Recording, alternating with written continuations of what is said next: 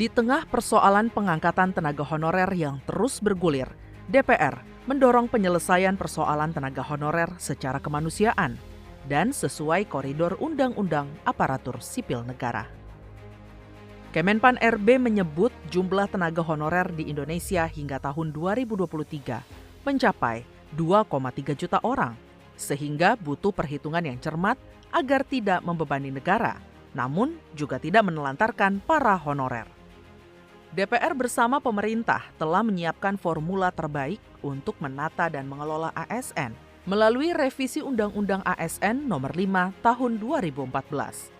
Salah satunya rencana perekrutan para honorer menjadi ASN sebagai komitmen meningkatkan kesejahteraan dan memperjelas status tenaga honorer, sehingga keberadaan para tenaga honorer dapat diakui dengan baik dan mendapatkan hak-hak yang layak sesuai dengan kontribusi dan pengabdiannya kepada negara. Salah satu isu yang mencuat adalah penghapusan tenaga honorer di instansi pemerintah pada November 2023. Menanggapi hal tersebut, Ketua Komisi 2 DPR RI, Ahmad Doli Kurnia, menegaskan tidak akan ada pemutusan kerja tenaga honorer. Doli menjelaskan dalam revisi Undang-Undang ASN tidak akan mengurangi pendapatan yang selama ini diterima dan tidak menambah beban anggaran baru. Mengingat peran tenaga honorer dalam pemerintahan sangat dibutuhkan. Saya tegaskan bahwa kami sudah meminta kepada pemerintah dan sudah sepakat bahwa tidak akan ada penghapusan tenaga honorer. Yang kedua adalah tidak akan ada penurunan tingkat kesejahteraan atau salary dari tenaga honorer yang selama ini mereka terima. Nah, yang ketiga adalah penyelesaiannya kita cari sedemikian mungkin tidak akan menambah beban anggaran baru, terutama kepada APBN. Nah, tinggal yang sekarang masih dalam diskusi adalah soal status mereka, apakah kemudian nanti apakah jadi ASN, mungkin masuknya dari P3K. Nah, P3K juga di dalam undang-undang yang baru nanti akan dijelaskan ada P3K penuh, ada P3K paruh waktu. Selanjutnya menanggapi ramainya wacana P3K paruh waktu, anggota Komisi 2 DPR RI Mardani menegaskan P3K paruh waktu masih sebatas usulan untuk mengakomodir honorer yang belum jelas statusnya hingga saat ini.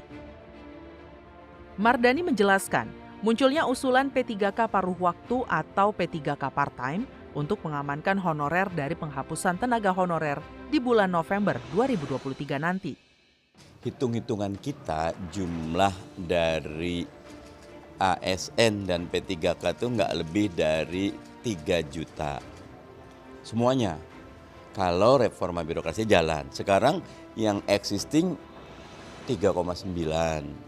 Ditambah nanti 2,4. Itu jatuhnya kan hampir 6 itu. Nah, itu membuat Kementerian Keuangan dan pemerintah betul-betul mencoba menyisir. Nah, di antara sisiran itu tega sama nggak tega gitu loh. Kalau tega ya buang semua, nggak tega ya udah sebagian di P3K part-time. Tapi ini juga baru ide. Nah, kami menilai bukan menyepelekan, tetapi P3 part-time itu bahasa sederhananya pokoknya masuk keranjang dulu, jangan sampai ada satupun 28 November yang tercecer. Apalagi mendapatkan masalah tidak ada statusnya.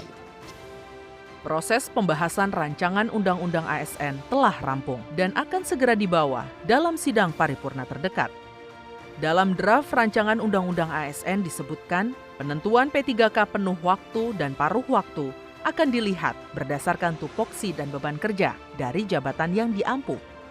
DPR berharap perubahan tenaga honorer menjadi P3K dapat memberikan kepastian status, kesejahteraan, serta meningkatkan pelayanan pemerintahan kepada masyarakat.